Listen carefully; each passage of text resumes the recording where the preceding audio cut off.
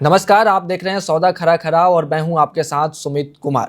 इस हफ्ते मार्केट काफी टफ सिचुएशन में रहा है। क्रूड की बढ़ती कीमतों की वजह से बाजार पर दबाव साफ देखा गया है। लेकिन अगले हफ्ते क्या कुछ होने वाला है, मार्केट में किस तरह के ट्रेंड्स रहने वाले हैं, ग्लोबल क्यूज कौन कौन से हैं और टेक्निकल चार्ट्स क्या इशारा कर रहे हैं, क्या अगले हफ्ते मौका बन सकता है, निवेशकों को कौन कौन से लेवल को ध्यान में रख के ट्रेड करने की जरूरत है। इन्हीं तमाम मुद्दों पर चर्चा के लिए हमारे साथ मौजूद हैं पीएचडी कैपिटल से प्रीतम सरदार जी। हेलो प्रीतम सर, बहुत बहुत स्वागत है सर आपका। जी सुमित जी, गुड आफ्टरनून आपको सारे दर्शकों को and thank you for having me. सबसे पहला सवाल तो सर मेरा यही है कि इस हफ्ते बहुत ही टफ सिचुएशन में मार्केट रहा है। क्या लग रहा है इस सिचुएशन से नेक्स्ट वीक मार्केट निकल पाएगा या फिर जिस कंसोलिडेशन के फेज में मार्केट घूम रहा है इसी फेज में घूमता रहेगा?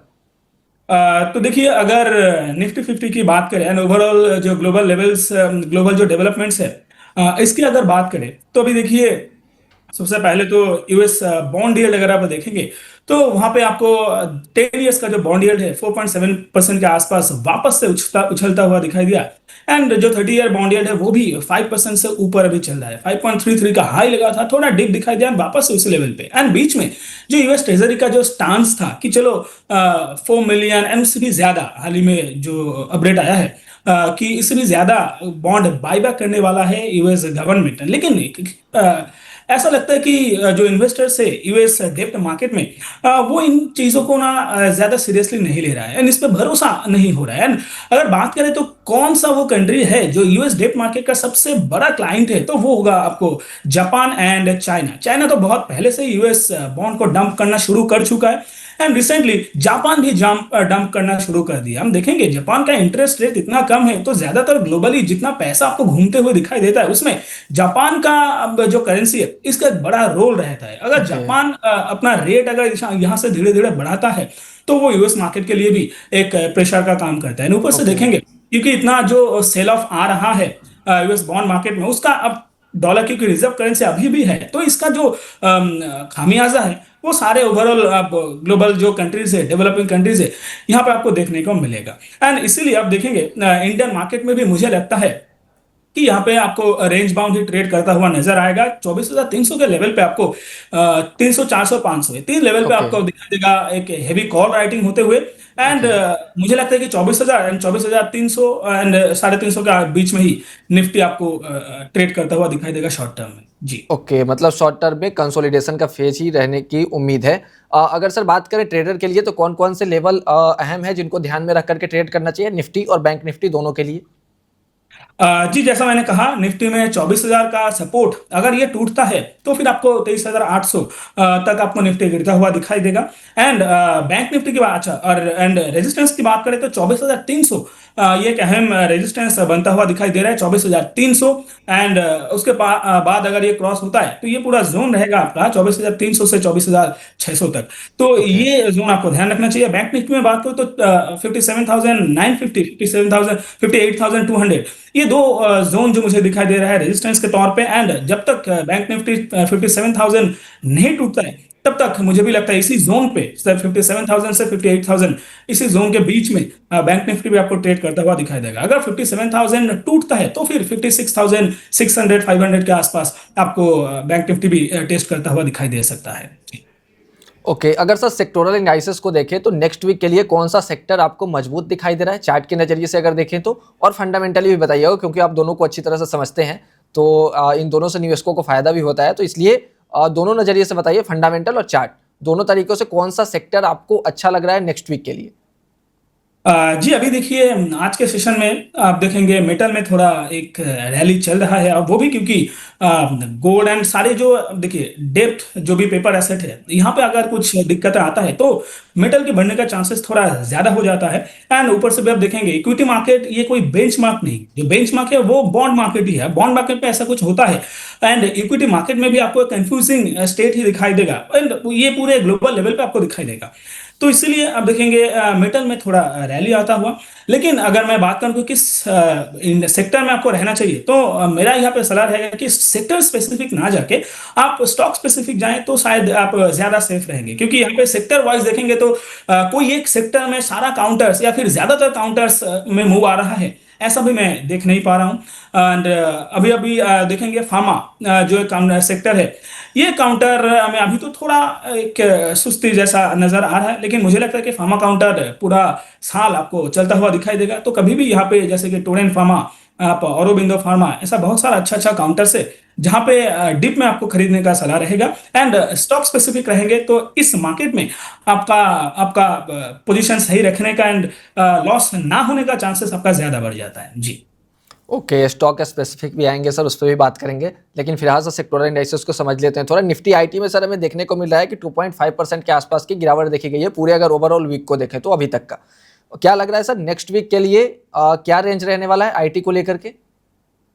जी, निफ्टी आईटी की बात करें तो अभी देखेंगे 30,600 के आसपास अभी ट्रेड करता हुआ है। मुझे लगता है कि निफ्टी आईटी इस लेवल पे थोड़ा कंसोलिडेट आपको करता हुआ दिखाई देगा, क्योंकि देखिए ज्यादातर जो आईटी काउंटर्स है वो चला है, वो जो इंटरनल ड्राइवर्स है वो तो जरूर डाउन में काम होता हुआ मुझे दिखाई दे रहा है, लेकिन रिजल्ट पे इन्वेस्टर्स को मुझे लगता है कि और एक बार कंफर्मेशन की जरूरत है। इस बार जो रिजल्ट आया था, कुछ कंपनी का रिजल्ट बढ़िया आया था, कुछ का मॉडरेट आया था।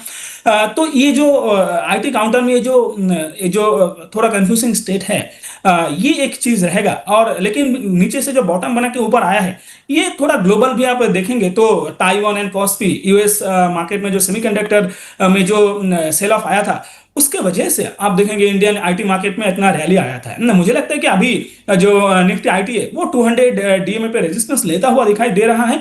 तो जिनका पोजीशन है बिल्कुल बने रहने का सलाह होगा, लेकिन मुझे लगता है कि आईटी सेक्टर वाइज आपको एक कंसोलिडेशन फेज में जाता हुआ दिखाई देगा। लेकिन अगर स्टॉक स्पेसिफिक देखें तो कोफोर्ज, तो कोफोर्ज मुझे अभी बहुत ही अच्छा लगता है। कोफोर्ज, उसके बाद एचसीएल टेक, लेकिन एचसीएल टेक से कोफोर्ज मुझे ज्यादा अच्छा लगता है। एंड इसका वजह भी ये है कि कोफोर्ज का मैनेजमेंट को मैंने सुना था कि उनका भी विजन ही ये है कि कोफोर्ज कंपनी को धीरे धीरे वो एक एआई कंपनी में बदलना चाहता है। तो इसीलिए एआई का अभी दबदबा चल रहा है, इसीलिए देखेंगे कोफोर्ज में भी आपको एक मोमेंटम आता हुआ। आज भी देखेंगे एक डिप आया था, लेकिन अभी डे हाई के आसपास ट्रेड करता हुआ दिखाई दे रहा है। तो जिनके पोजीशन कोफोर्ज में है तो बिल्कुल बने रहने का सलाह होगा, लेकिन एक अभी तो रेजिस्टेंस के आसपास चल रहा है, तो फ्रेश पोजीशन यहाँ पे बनाने का सलाह नहीं रहेगा जी। ओके, कोफोर्ज और एचसीएल टेक में कौन से लेवल को ध्यान में रखें सर, कहाँ पे बाई करना चाहिए और जी टारगेट क्या देखिए, रखें? यस, कोफोर्ज की बात करें तो देखिए अभी यहाँ पे खरीदारी का सलाह नहीं रहेगा।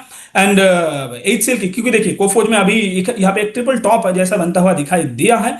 एंड क्योंकि आईटी काउंटर में अभी थोड़ा यहाँ पे प्रॉफिट बुकिंग दिखाई दे रहा है, तो हो सकता है कि इसी लेवल पे काउंटर एक टाइम करेक्शन में जाए। एंड लगातार 3 बार यहाँ पे इसी लेवल पे जो दिखाई दे रहा है 2000 का लेवल, इस लेवल के ऊपर क्रॉस नहीं कर पाया। तो मुझे लगता है कि आईटी में जब ये रैली शुरू हो गया, अभी क्योंकि मार्केट भी थोड़ा कंफ्यूजिंग स्टेट में है, तो मुझे लगता है कि ब्रेकआउट यहाँ से लगाना थोड़ा मुझे दिक्कत यहाँ पे लग रहा है। लेकिन नीचे से चला बहुत अच्छा है। और पूरा आईटी काउंटर्स में अगर आप देखेंगे तो जितना ये चला है बाकी कोई काउंटर उतना नहीं चला है। तो यहाँ पे अभी थोड़ा फ्रेश पोजीशन बनाने का सलाह नहीं रहेगा। इससे टेक में भी देखेंगे तो अभी काउंटर मुझे अच्छा लगता है। एंड अभी काउंटर अब देखेंगे थोड़ा profit booking and time correction में जाता हुआ मुझे दिखाई दे रहा है। तो यहाँ पे भी आप चाहे तो स्टैगर्ड मैनर पे धीरे धीरे पोजीशन बना सकते हो, और अच्छा होगा कि अगर थोड़ा और डिप मिल जाए एंड मुझे 1250 के आसपास मुझे अगर काउंटर मिले तो मैं बिल्कुल यहाँ पे खरीदना पसंद करूंगा। सबसे ज्यादा अच्छा रहेगा कि आप अभी, क्योंकि थोड़ा कंफ्यूजिंग स्टेट है, पूरे आईटी काउंटर्स में प्रॉफिट बुकिंग का एक सिलसिला चल रहा है, तो मुझे लगता है कि अगर आप ओवरऑल आईटी काउंटर्स में रहना चाहते हो तो एक आईटी बेस आप खरीद लीजिए। तो आपको ऐसे अलग अलग चुनने का जरूरत नहीं होगा, क्योंकि ओवरऑल पूरे आईटी काउंटर में ये बीटिंग डाउन हो चुका है। एंड ऑलरेडी सारे कंपनियां अभी एक अच्छे वैल्यू जोन पे दिखाई दे रहा है। एंड आपके पास वो पैसा नहीं होगा, जो भी दर्शक हमें देख रहे हैं, कि सारे आईटी काउंटर्स में आप पैसा लगा दे। तो ऐसा अगर पॉसिबल नहीं होता है तो आईटी बेस खरीद लीजिए, वो ज्यादा अच्छा रहेगा जी। ओके, ठीक है। आईटी और फार्मा को लेकर सर आपने बताया, साथ में मेटल भी बताया आपने। एफएमसीजी को लेकर सर क्या व्यू है सर? इस वीक में देखें तो करीब करीब 3% के आसपास की गिरावट आई है इस सेक्टर में। यस, देखिए सुमित जी, एफएमसीजी में भी मैं स्टॉक स्पेसिफिक रहना पसंद करूंगा, लेकिन ओवरऑल अगर एफएमसीजी इंडेक्स को देखेंगे तो यहाँ पे एक लगभग डाउन ट्रेंड में ही counter, down trend to up एक न्यूट्रल, तो इसी ट्रेंड में मैं मानूंगा इसको। तो अभी चल रहा है 47,500 के आसपास, एंड ये ट्रेंड थोड़ा नेगेटिव मुझे लग रहा है। लेकिन स्टॉक स्पेसिफिक अगर देखते हैं तो मारिको एंड नेस्ले, ये दो काउंटर मुझे बहुत ही पसंद आता है। लेकिन अभी के लिए आप देखेंगे थोड़ा अगर पैसा आप बनाना चाहते हो तो मुझे लगता है कि एफएमसीजी से अच्छा रहेगा। बाकी सारे डिफेंसिव काउंटर जैसे कि फार्मा आप देख लीजिए, वहां पे ज्यादा आपको एफएमसीजी से ज्यादा मोमेंटम आपको फार्मा में देखने को मिल जाएगा। अगर आप एफएमसीजी में रहना ही चाहते हो तो मुझे लगता है कि मारिको एंड नेस्ले ये दो काउंटर बहुत ही अच्छा है। ओके, मारिको और सर? नेस्ले। मारिको और नेस्ले। नेस्ले में अगर सर देखें तो इंपॉर्टेंट लेवल कौन से हैं सर नेस्ले के लिए? जी अभी देखेंगे नेस्ले अभी चल रहा है 14,070 के 1470 के आसपास, एंड काउंटर देखेंगे आप लगातार एक higher high higher low trajectory में ही चलता हुआ आपको दिखाई देगा। एंड रिसेंटली जो प्रीवियस हाई था 1380 के आसपास, अभी देखेंगे उसका एक ब्रेकआउट आया था हाल ही में जो 13 अप्रैल 2026 को जो एक मूव आया था। तो उस मूव में आप देखेंगे उस पूरे हफ्ते में काउंटर बहुत ही अच्छा चला है, ब्रेकआउट दिया था। ब्रेकआउट के बाद ये एक नेचुरल फिनोमिना है, जो प्राइस एक्शन है आपको दिखाई देगा। ब्रेकआउट के बाद एक फ्लैग पैटर्न, एक कंसोलिडेशन फेज, उसके बाद वापस से रैली। तो बिल्कुल नेस्ले में ऐसा ही एक पैटर्न यहाँ पे बनता हुआ दिखाई दे रहा है, एंड अभी एक डीप में है। तो इस लेवल पे भी अगर आप नेस्ले खरीद के जाते हो तो बहुत ही अच्छा लेवल पे अभी मुझे दिखाई दे रहा है। मुझे लगता है कि ओके। 1680 एंड 1700 तक आपको काउंटर आता हुआ दिखाई देगा, अगर आपका व्यू 3-4 महीने का है। अब देखिए टारगेट यहाँ पे ज्यादा बड़ा नहीं है, 10-12% का आपको दिखाई देगा, लेकिन क्योंकि एफएमसीजी काउंटर थोड़ा धीमा चलता है तो इसलिए यहाँ पे इतना दूर जाने के लिए ही आपको 3-4 महीना टाइम देना पड़ेगा। जी ओके, ठीक है सर। अब आते हैं सर निफ्टी 50 के कुछ स्टॉक्स हैं जिन्होंने इस वीक में अच्छा परफॉर्म किया है। पहला स्टॉक है सर कोटक महिंद्रा बैंक। इस वीक में करीब करीब 3% के आसपास की तेजी आती हुई दिखाई दी है। आज की अगर बात करें तो 1.5% के आसपास की तेजी दिखाई दे रही है। क्या लग रहा है सर, इंपॉर्टेंट लेवल कौन सा होनी चाहिए और क्या निवेश करना चाहिए इसमें? जी देखिए, प्राइवेट बैंक में अगर बात करूं तो बैंकिंग इंडेक्स चल नहीं रहा है, सबसे पहला बात ये है। और इस प्राइवेट बैंकों का एक बड़ा हिस्सा, मतलब बैंक जो निफ्टी बैंक है उससे बड़ा हिस्सा प्राइवेट बैंक है। कोटक महिंद्रा बैंक की अगर स्पेशली बात करें जी, काउंटर बाकियों से थोड़ा रेजिलिएंट तो मुझे लगता है एचडीएफसी बैंक एंड बाकियों से। यस, कोटक महिंद्रा बैंक को अगर देखेंगे तो 2020 का जो एक हाई था, उस हाई के ऊपर सस्टेन करने में अभी तक नाकाम रहा है, कोशिश जारी है।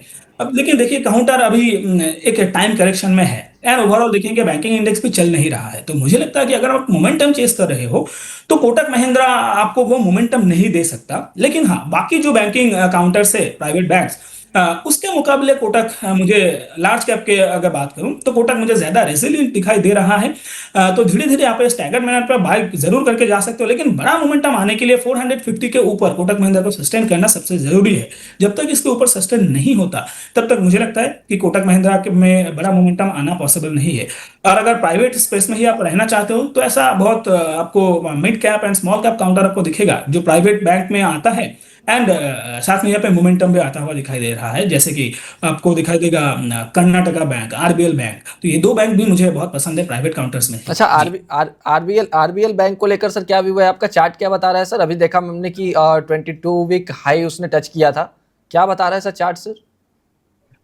जी देखिए, आरबीएल बैंक अभी एक बढ़िया मोमेंटम पे मुझे दिखाई दे रहा है।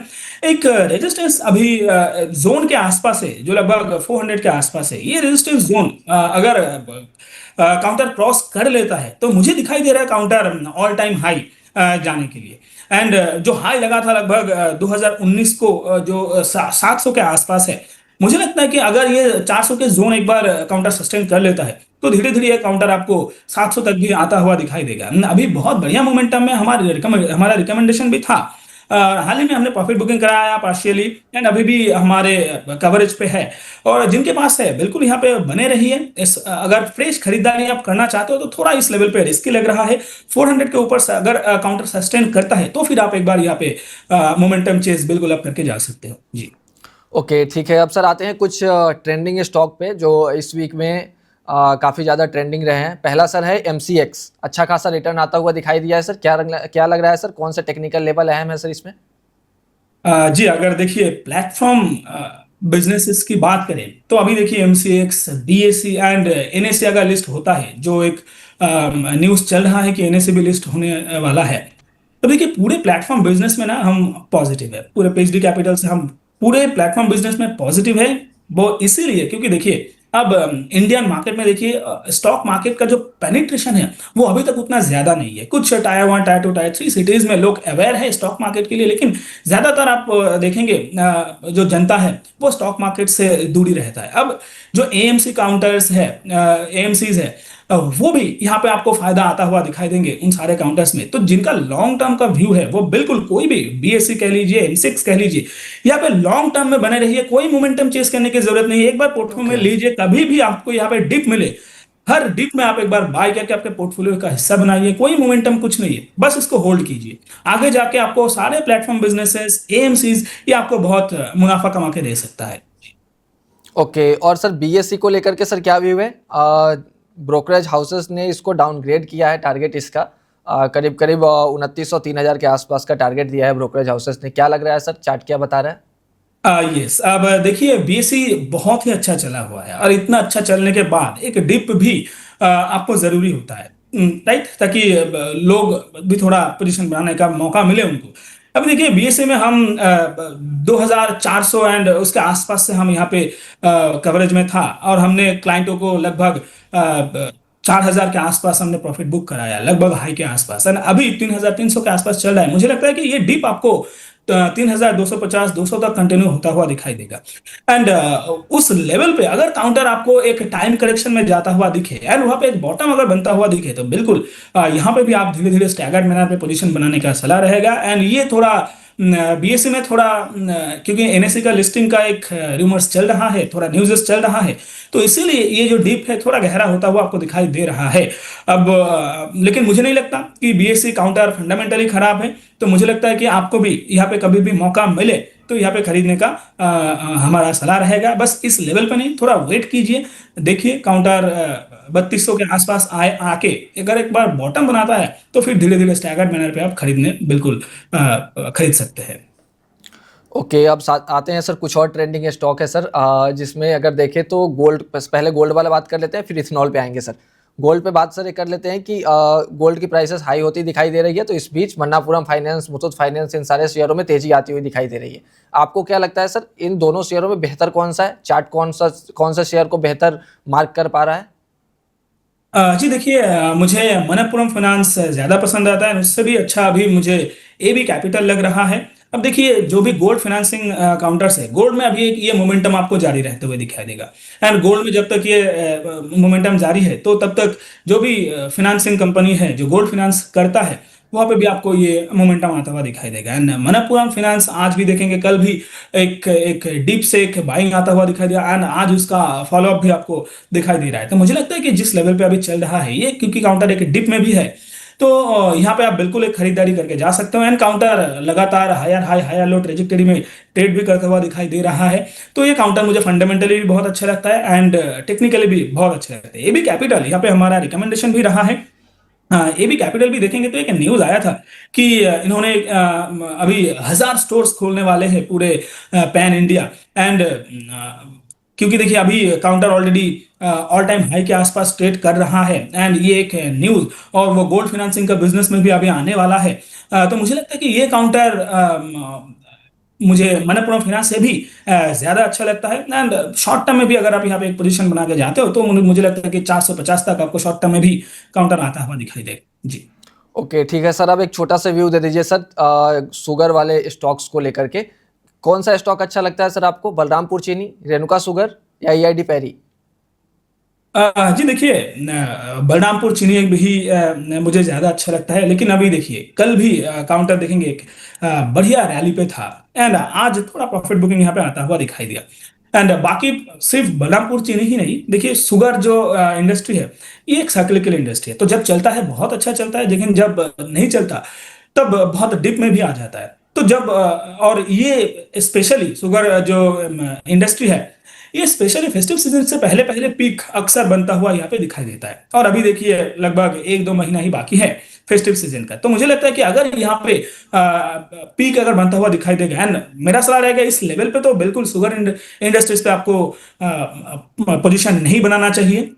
एंड ऊपर से देखेंगे कि ये जो शुगर इंडस्ट्रीज चलना शुरू किया है, पूरे अवध शुगर देख लीजिए, बलरामपुर चीनी, रेणुका शुगर, किस किस की बात करूं, डालमिया भारत शुगर, त्रिवेणी इंजीनियरिंग, सारे आप देखेंगे यहाँ पे एक रैली आपको दिखाई देगा। यानी ये रैली बहुत पहले से शुरू हुआ है, तो इस लेवल पे अभी तो इनका टॉप करने का टाइम है। एंड ऊपर से जो इथेनॉल का जो भी मसला बीच में न्यूज आया था, वो भी एक वजह था ना। रिसेंटली ये जो एक हाइप है, इसी को कंट्रोल करने के लिए आप देखेंगे गवर्नमेंट से भी इंपोर्ट का भी एक जो ये था वो एक कि शुगर इंपोर्ट हो, उसके लिए भी एक परमिशन अभी गवर्नमेंट से भी जारी हुआ है।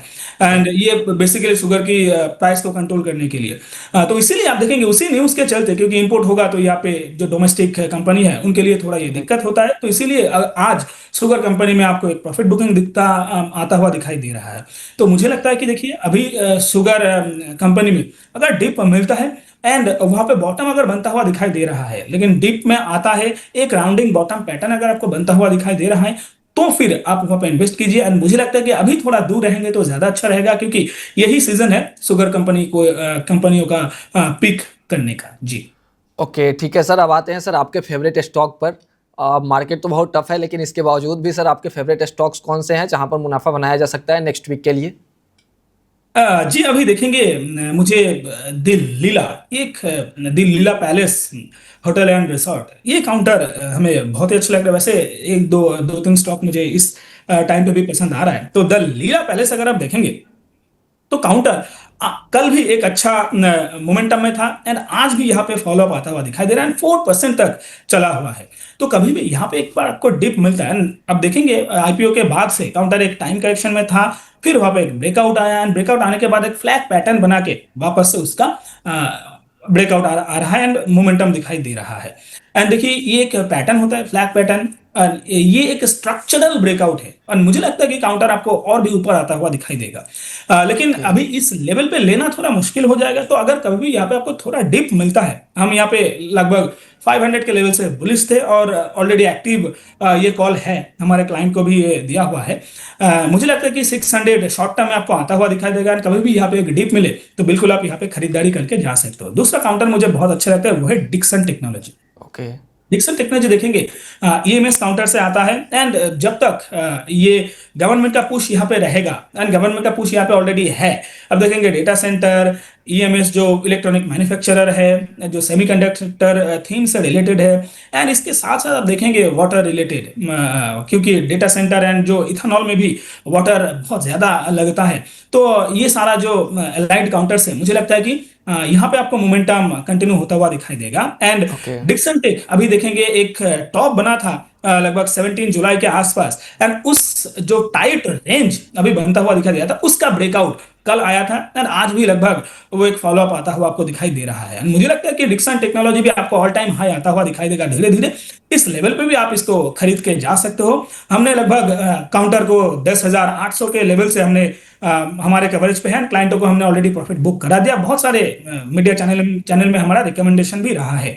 तीसरा और एक काउंटर मुझे पसंद आता है, वो है एसीएमई सोलर। एक्मे सोलर अगर आप देखेंगे तो ये काउंटर में भी आज कल ही एक्चुअली ब्रेकआउट आ चुका था, आज उसका फॉलोअप भी आपको आता हुआ दिखाई दे रहा है।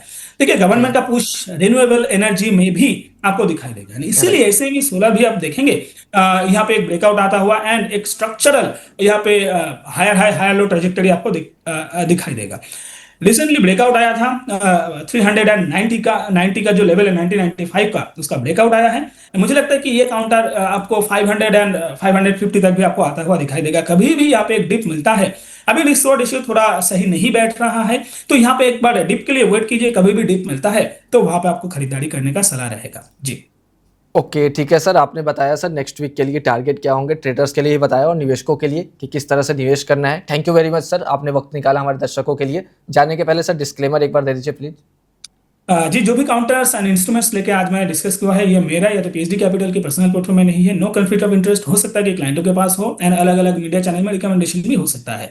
And registration granted by SEBI, membership of BSE and certification of NISM in no way guarantee any performance of intermediary or provide any assurance of return to the investors. Thank you. Thank you very much sir, thank you.